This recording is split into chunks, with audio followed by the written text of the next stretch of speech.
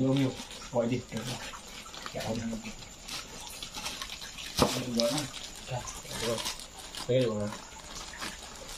Assalamualaikum warahmatullahi wabarakatuh.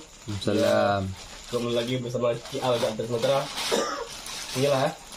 Inilah madu yang kita panen tadi ya. Ini hasilnya. Alhamdulillah. Madunya super. Barang langka ya. Yang minat boleh berkabar. Bikin nggak mau.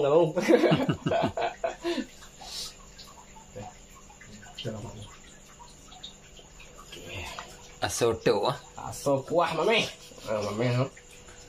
Lemak mabuk guys. Nih habis kasih aso. Mana ada kiri ya?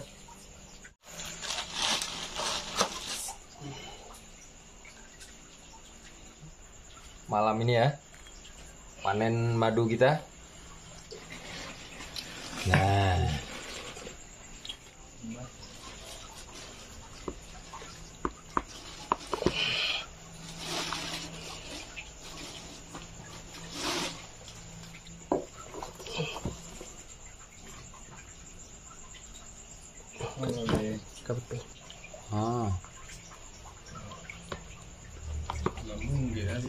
Rambut ke dalam.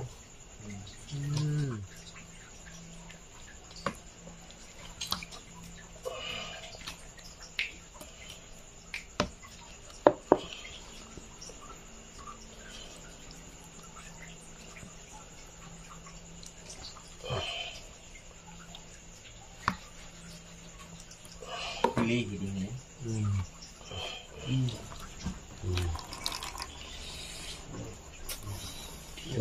Lemak mabuk. Orang bade lemak mabuk. Tanggungan mana jadinya? Pak.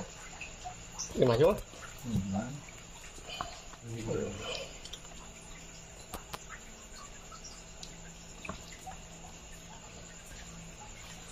kita tiga tu jorok ya. Bukan dalam lele. Lemon tea. Lemon tea.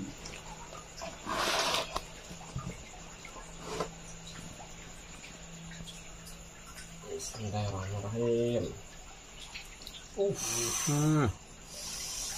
Ish.